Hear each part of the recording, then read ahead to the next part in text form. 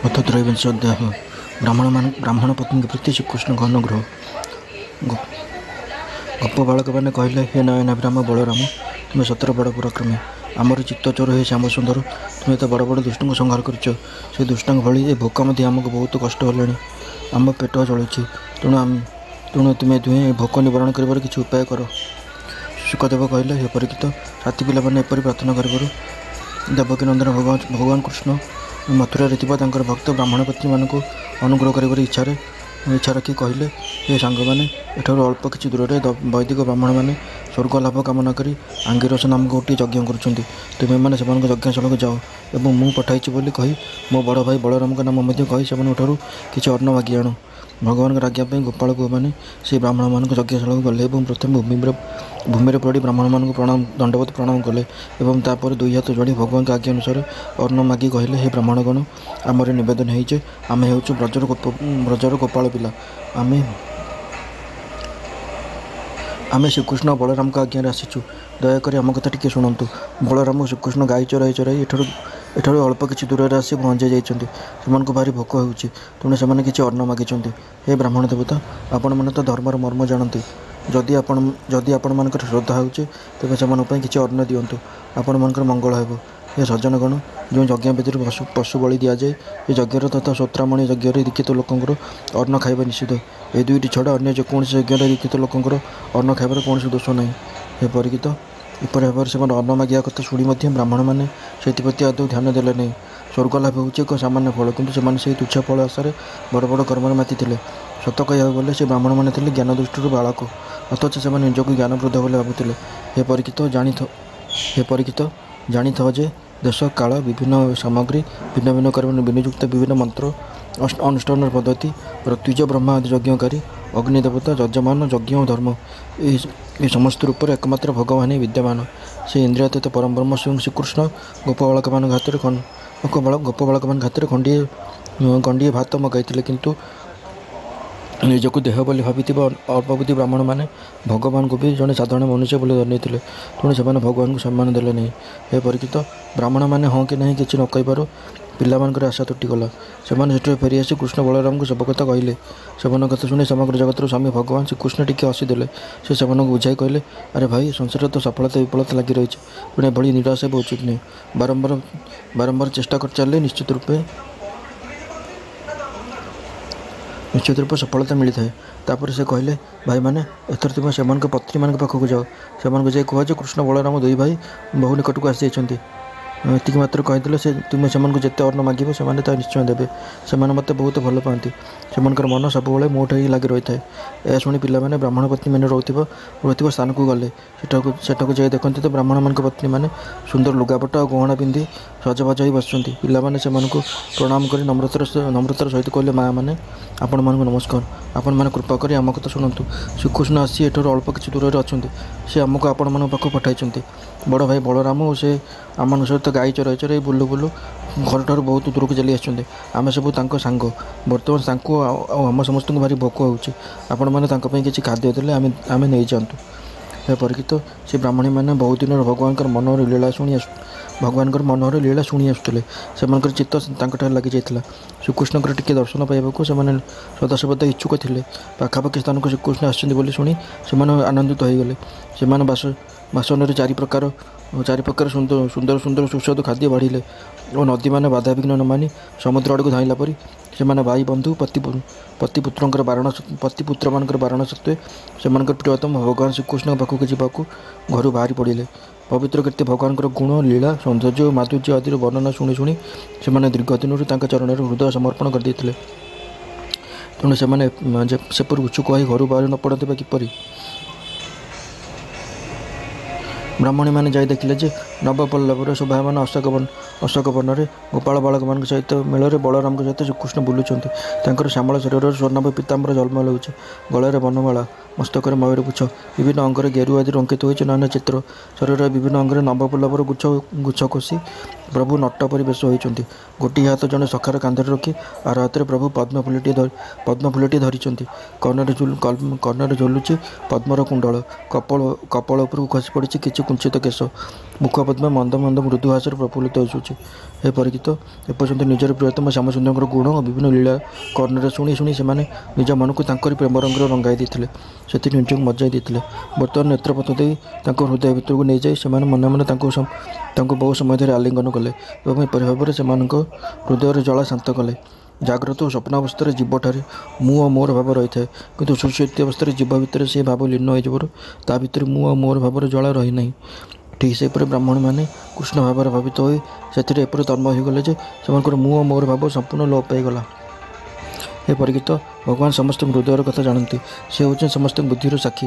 ବ୍ରାହ୍ମଣପତିମାନେ ନିଜର ଭାଇ ବନ୍ଧୁ ପତିପୁତ୍ରଙ୍କ ବାରଣ ସତ୍ତ୍ୱେ ସବୁ ସ୍ୱଜନ ସହୋଦର ଓ ବିଷୟ ସମ୍ପଦର ଆଶାକୁ ଏଡ଼ାଇ ଦେଇ କେବଳ ତାଙ୍କୁ ଦର୍ଶନ କରିବାର ଲାଳସାରେ ତାଙ୍କ ପାଖକୁ ଚାଲି ଆସିଛନ୍ତି ଦେଖି ପ୍ରଭୁଙ୍କ ମୁଖାରବିନ୍ଦରେ ହାସ୍ୟର ତରଙ୍ଗ ଖେଳିଗଲା। ସେ ସେମାନଙ୍କୁ କହିଲେ, ହେ ମହାଭାଗ୍ୟବତୀ ଦେବୀଗଣ, ମୁଁ ତୁମମାନଙ୍କୁ ସ୍ୱାଗତ ଜଣାଉଛି। ଆସ ଆସ, ବସ। ମୁଁ ତୁମମାନଙ୍କର କିଏ ସେବା କରିବି କୁହ? ଆମକୁ ଦେଖିବା ଲାଗି ତୁମେମାନେ ଯେଉଁ ଆସିଛ, ଏହା ତ ତୁମ ପରି ସ୍ୱର୍ଗଦମାନଙ୍କ ପକ୍ଷରେ ସମ୍ଭବ। ଏଥିରେ କୌଣସି ସନ୍ଦେହ ନାହିଁ ଯେ ସଂସାରରେ ନିଜର ପ୍ରକୃତ ମଙ୍ଗଳ ଚାହୁଁଥିବା ଯେତେ ବୁଦ୍ଧିମାନ ମନୁଷ୍ୟ ଅଛନ୍ତି, ସେମାନେ ସମସ୍ତେ ମୋତେ ନିଜର ପ୍ରିୟତମ ପରି ପ୍ରେମ କରନ୍ତି। ସେମାନଙ୍କ ପ୍ରେମର କୌଣସି ପ୍ରକାର ବ୍ୟବଧାନ, ସଙ୍କୋଚ, ଲୁଚାଛପା, ଦ୍ୱିଧା ବା ଦ୍ୱୈତ ଭାବନା ନଥାଏ। ଏ ସଂସାରରେ ଆତ୍ମା, ପରମାତ୍ମା ବା ମୋ ସାନ୍ନିଧ୍ୟରୁ ହିଁ ଏହି ପ୍ରାଣ, ବୁଦ୍ଧି, ମନ, ଶରୀର, ସୃଜନ, ସ୍ତ୍ରୀ, ପୁତ୍ର ଓ ଧନ ସମ୍ପଦ ଆଦି ସଂସାରର ସବୁ ବସ୍ତୁ ପ୍ରିୟ ଲାଗେ। ତେଣୁ ମୋଠାରୁ ଅଧିକ ପ୍ରିୟ ଆଉ କିଏ ବା ହୋଇପାରେ? ଏ ଦୃଷ୍ଟିରୁ ତୁମେମାନେ ଯେଉଁ ଆସିଛ, ଠିକ୍ କରିଛ। ମୁଁ ତୁମମାନଙ୍କ ପ୍ରେମକୁ ଅଭିନନ୍ଦନ ଜଣାଉଛି। ମୋତେ ତ ଦର୍ଶନ କରିସାରିଲ, ଏଥର ତୁମେମାନେ ତୁମ ଯଜ୍ଞଶାଳାକୁ ଫେରିଯାଅ। ତୁମମାନଙ୍କର ସ୍ୱାମୀମାନେ ଗୃହସ୍ଥ ବ୍ରାହ୍ମଣ, ସେମାନେ ତୁମମାନଙ୍କ ସହଚାର୍ଯ୍ୟରେ ହିଁ ଯଜ୍ଞ ପୂର୍ଣ୍ଣ କରିପାରିବେ। ବ୍ରାହ୍ମଣ ପତ୍ନୀମାନେ କହିଲେ, ହେ ଅନ୍ତର୍ଯ୍ୟାମୀ ଶ୍ୟାମସୁନ୍ଦର, ଆପଣ ବଡ଼ ନିଷ୍ଠୁର କଥା କହୁଛନ୍ତି। ଆପଣ ଏପରି କହିବା ଠିକ୍ ହେଉନାହିଁ। ବେଦଗଣ କହନ୍ତି, ଯିଏ ଥରେ ଭଗବାନଙ୍କୁ ପାଇଯାଏ ତାକୁ ଆଉ ସଂସାରକୁ ଫେରିବାକୁ ପଡ଼େ ନାହିଁ। ଆପଣ ଆପଣଙ୍କର ଏହି ବେଦବାଣୀକୁ ସତ୍ୟରେ ପରିଣତ କରନ୍ତୁ। ଆପଣଙ୍କ ଚରଣରୁ ଖସି ପଡ଼ିଥିବା ତୁଳସୀ ମାଳାକୁ ଆମେ ଯୋଡ଼ାରେ ଧାରଣ କରିବୁ। ଏହି ଆଶା ନେଇ ଆମେ ଆମର ସବୁ ସ୍ୱଜନ କୁଟୁମ୍ବଙ୍କର ଆଜ୍ଞା ଅମାନ୍ୟ କରି ଆପଣଙ୍କ ଚରଣ ସାନ୍ନିଧ୍ୟକୁ ଚାଲି ଆସିଛୁ। ହେ ସ୍ୱାମୀ, ଅନ୍ୟମାନଙ୍କ କଥା କ'ଣ କହିବୁ? ବର୍ତ୍ତମାନ ଆମ ପତି, ପୁତ୍ର, ପିତାମାତା, ଭାଇ ବନ୍ଧୁ, ସ୍ୱଜନମାନେ ବି ଆମକୁ ଗ୍ରହଣ କରିବେ ନାହିଁ। ହେ ବୀର ଶିରୋମଣି, ଆମେ ଆପଣଙ୍କ ଚରଣ ତଳକୁ ଆସିଛୁ। ଆମର ଅନ୍ୟ କିଏ ସା ଭରସା ନାହିଁ। ତେଣୁ ଏପରି କିଛି ବ୍ୟବସ୍ଥା କରନ୍ତୁ ଯାହାଫଳରେ କି ଆମକୁ ଅନ୍ୟ କାହାର ଶରଣ ଗ୍ରହଣ କରିବାକୁ ନ ପଡ଼ିବ। ଭଗବାନ ଶ୍ରୀକୃଷ୍ଣ କହିଲେ, ହେ ଦେବୀଗଣ, ତୁମର ପତି, ପୁତ୍ର, ଭାଇ, ବନ୍ଧୁ, ମାତା ପିତା କେହି ବି ତୁମକୁ ତିରସ୍କାର କରିବେ ନାହିଁ। ସେମାନଙ୍କ କଥା କ'ଣ କହିବା? ସମଗ୍ର ସଂସାର ତୁମର ପ୍ରଶଂସା କରିବ, କାରଣ ତୁମେମାନେ ବର୍ତ୍ତମାନ ମୋର ହୋଇଗଲ, ମୋ ସହିତ ଯୁକ୍ତ ହୋଇଗଲ। ଦେଖ, ସ୍ୱର୍ଗର ଦେବତାମାନେ ମଧ୍ୟ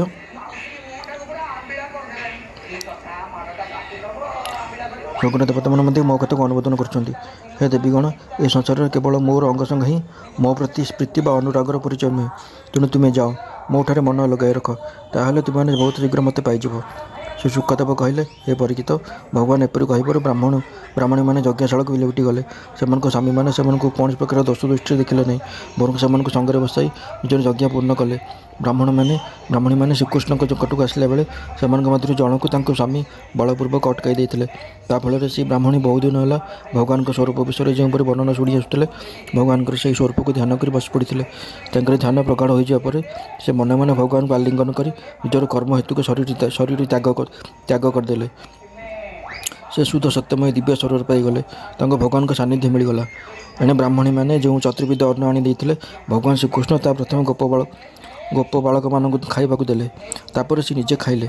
ହେ ପରୀକ୍ଷିତ, ଶ୍ରୀକୃଷ୍ଣ ଏହିପରି ଭାବରେ ମାନବୀ ଲୀଳା କଲେ ଏବଂ ନିଜର ସୌନ୍ଦର୍ଯ୍ୟ, ମାଧୁର୍ଯ୍ୟ, ବାଣୀ ତଥା ବିଭିନ୍ନ କର୍ମ ଦ୍ୱାରା ଗୋପ ବାଳକ ଓ ଗୋପୀମାନଙ୍କୁ ଆନନ୍ଦିତ କଲେ। ସେମାନଙ୍କର ଅଲୌକିକ ପ୍ରେମରେ ସେ ଆସ୍ୱାଦନ କରି ସେ ନିଜେ ମଧ୍ୟ ଆନନ୍ଦିତ ହୋଇଗଲେ।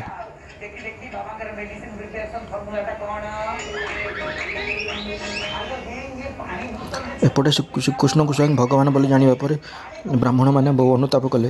ସେମାନେ ଅନୁଭବ କଲେ ଯେ ଜଗଦୀଶ୍ୱର ଶ୍ରୀକୃଷ୍ଣ ଓ ବଳରାମଙ୍କ ଆଜ୍ଞା ଉଲ୍ଲଂଘନ କରି ସେମାନେ ଘୋର ଅପରାଧ କରିଛନ୍ତି। ମନୁଷ୍ୟ ପରି ଲୀଳା କରୁଥିଲେ ମଧ୍ୟ ସେ ଦୁଇ ଭାଇ ହେଉଛନ୍ତି ସାକ୍ଷାତ ପରମେଶ୍ୱର। ସେମାନଙ୍କ ସ୍ତ୍ରୀମାନଙ୍କ ହୃଦୟରେ ଅଲୌକିକ ଭଗବତ ଭକ୍ତି ରହିଥିଲା ବେଳେ ସେମାନେ ନିଜ ଭକ୍ତି ଶୂନ୍ୟ ଥିବା ଅନୁଭବ କରି ବ୍ରାହ୍ମଣମାନେ ପଶ୍ଚାତାପ କଲେ ଓ ନିଜକୁ ବହୁତ ନିନ୍ଦା କଲେ। ସେମାନେ କହିଲେ, ହାୟ, ଆମେ ଭଗବାନ ଶ୍ରୀକୃଷ୍ଣ ପ୍ରତି ବିମୁଖ ହୋଇଗଲୁ। ଆମେ ଉଚ୍ଚକଳରେ ଜନ୍ମ ହୋଇଛୁ, ଗାୟତ୍ରୀ ଗ୍ରହଣ କରି ଦ୍ୱିଜ ହୋଇଛୁ, ବେଦ ଅଧ୍ୟୟନ କରି ବଡ଼ ବଡ଼ ଯଜ୍ଞ କରିଛୁ, କିନ୍ତୁ ଏସବୁ କେଉଁ କାମର? ଆମକୁ ଧିକ୍। ଆମର ବିଦ୍ୟା ବୃଥା, ଆମର ବ୍ରତ ଅର୍ଥହୀନ, ଆମର ଭୋଗ୍ୟତାକୁ ଧିକ୍। ଆମର ଉଚ୍ଚକଳରେ ଜନ୍ମ ଓ କର୍ମକାଣ୍ଡ ନିପୁଣତାକୁ ମଧ୍ୟ ବାରମ୍ବାର ଧିକ୍କାର। ଏସବୁ କୌଣସି କର୍ମରେ ଆସିଲା ନାହିଁ। ସତରେ ଭଗବାନଙ୍କର ମାୟା ବଡ଼ ବଡ଼ ଯୋଗୀମାନଙ୍କୁ ମଧ୍ୟ ମୋହିତ କରିଦିଏ। ସେଥିପାଇଁ ତ ଆମେ ମନୁଷ୍ୟମାନଙ୍କର ଗୁରୁ ବ୍ରାହ୍ମଣ ହୋଇ ମଧ୍ୟ ନିଜର ପ୍ରକୃତ ସ୍ୱାର୍ଥ ଓ ପରମାର୍ଥ ବିଷୟରେ ସମ୍ପୂର୍ଣ୍ଣ ରୂପେ ଅନଭିଜ୍ଞ। କି ଆଶ୍ଚର୍ଯ୍ୟର କଥା ନୁହେଁ ସତେ? ଦେଖିଲ, ସ୍ତ୍ରୀ ହୋଇ ମଧ୍ୟ ଜଗତଗୁରୁ ଶ୍ରୀକୃଷ୍ଣଙ୍କଠାରେ ସେମାନଙ୍କର କେତେ ଅଗାଧ ପ୍ରେମ, କେତେ ଅଖଣ୍ଡ ଅନୁରାଗ। ସେପରି ପ୍ରେମ ଓ ଅନୁରାଗ ଥିବାରୁ ହିଁ ତ ଯେଉଁ ଗୃହବନ୍ଧନ ମଲା ପରେ ବି ତୁଟେ ନାହିଁ, ସେହି ନିକଟ ବନ୍ଧନକୁ ବି ସେମାନେ କାଟି ଦେଇପାରିଲେ। ସେମାନଙ୍କର ଦୁର୍ଯ୍ୟଚିତ ଯଜ୍ଞ ବବିତା ଆଦି ସଂସ୍କାର ହୋଇନାହିଁ କି ସେମାନେ ଗୁରୁକୁଳରେ ନିବାସ କରିନାହାନ୍ତି। ସେମାନେ କୌଣସି ତପସ୍ୟା କରିନାହାନ୍ତି କି ଆତ୍ମା ସମ୍ବନ୍ଧରେ କୌଣସି ବିବେକ ବିଚାର ପ୍ରୟୋଗ କରିନାହାନ୍ତି। ଏସବୁ ଦୂରେ ଥାଉ, ସେମାନଙ୍କଠାରେ ନା ପୂର୍ଣ୍ଣ ପବିତ୍ରତା ଅଛି, ନା କୌଣସି ଶୁଭକର୍ମ ଅଛି। ତଥାପି ସକଳ ଯୋଗେଶ୍ୱରଙ୍କର ଈଶ୍ୱର ପୁଣ୍ୟକୀର୍ତ୍ତି ଭଗବାନ ଶ୍ରୀକୃଷ୍ଣଙ୍କ ଚରଣରେ ସେମାନଙ୍କର ଦୃଢ଼ ପ୍ରୀତି ରହିଛି। ଆଉ ଆମେ ନିଜକୁ ସଂସ୍କାରିତ କରୁଛୁ, ଗୁରୁକୁଳରେ ନିବାସ କରୁଛୁ, ତପସ୍ୟା କରିଛୁ, ଆତ୍ମାନୁସନ୍ଧାନ କରିଛୁ, ପବିତ୍ର ଜୀବନ ନିର୍ବାହ କରିଛୁ ତଥା ଭଲ ଭଲ କର୍ମ କରିଛୁ, ଅଥଚ ଭଗବାନଙ୍କ ଚରଣରେ ଆମର ପ୍ରୀତି ନାହିଁ। ପ୍ରକୃତ କଥା ହେଉଛି ଏହି ଯେ ଆମେ ଗୃହସ୍ଥ ଜୀବନର କାମଧନ୍ଦାରେ ମାତିଗଲୁ, ନିଜର ଭଲ କ'ଣ ମନ୍ଦ କ'ଣ ତାହା ସମ୍ପୂର୍ଣ୍ଣ ଭୁଲିଗଲୁ। ଆହା, ଭଗବାନଙ୍କର କେତେ କୃପା! ଭକ୍ତବତ୍ସଳ ପ୍ରଭୁ ଗୋପ ବାଳକମାନଙ୍କୁ ପଠାଇ ସେମାନଙ୍କ ଦ୍ୱାରା ଆମକୁ ଚେତାବନୀ ଶୁଣାଇଲେ, ତାଙ୍କୁ ମନେ ପକାଇବାର ସୁଯୋଗ ଦେଲେ। ଭଗବାନ ହେଉଛନ୍ତି ପୂର୍ଣ୍ଣ କାମ। ଜୀବର କୈବଲ୍ୟ ମୋକ୍ଷ ପର୍ଯ୍ୟନ୍ତ ଯେତେ ବି କାମନା ରହିଛି, ସେ ସକଳ କାମନାକୁ ସେ ପୂର୍ଣ୍ଣ କରିପାରନ୍ତି। ସେ ଯଦି ଆମକୁ ସଚେତ କରିବାକୁ ଚାହୁଁନଥାନ୍ତେ, ତେବେ ଆମ ପରି କ୍ଷୁଦ୍ର ଜୀବଙ୍କଠାରେ ତାଙ୍କର କି ପ୍ରୟୋଜନ ଥିଲା? ଏକଥା ନିଶ୍ଚିତ ଯେ ଆମକୁ ଚେତାଇ ଦେବା ନିମନ୍ତେ ହିଁ ସେ ଖାଦ୍ୟ ମଗାଇବାର ବାହାନା କଲେ, ନଚେତ୍ ତାଙ୍କର ଖାଦ୍ୟ ମଗାଇ ପଠାଇବାର ବା କି ଆବଶ୍ୟକତା ଥିଲା? ଅନ୍ୟ ସବୁ ଦେବତାଙ୍କୁ ଛାଡ଼ିଦେଇ, ନିଜର ଚଞ୍ଚଳତା ତ୍ୟାଗ କରିଦେଇ, ଗର୍ବ ଆଦି ଦୋଷ ପରିତ୍ୟାଗ କରିଦେଇ, ସ୍ୱୟଂ ଲକ୍ଷ୍ମୀ ଯାହାଙ୍କ ଚରଣକମଳ ସ୍ପର୍ଶ ପାଇବାକୁ ନିରନ୍ତର ସେବା କରି ଚାଲିଛନ୍ତି, ସେହି ପ୍ରଭୁ ଯଦି କାହାକୁ ଖଣ୍ଡିଏ ଖାଇବାକୁ ମାଗିବେ, ତେବେ ତାହା ଲୋକଙ୍କୁ ମୋହିତ କରିବା ପାଇଁ ନୁହେଁ ତ ଆଉ କ'ଣ? ଦେଶ କାଳ ବିଭିନ୍ନ ସାମଗ୍ରୀ, ସେହି କର୍ମ ନିଯୁକ୍ତ ମନ୍ତ୍ର ଅନୁଷ୍ଠାନର ପଦ୍ଧତି, ଋତୁଜ ଅଗ୍ନି ଦେବତା ଯଜମାନ ଯଜ୍ଞ ଧର୍ମ, ଏସବୁ ଭଗବାନଙ୍କର ସ୍ୱରୂପ। ଯୋଗେଶ୍ୱରମାନଙ୍କର ଈଶ୍ୱର ହିଁ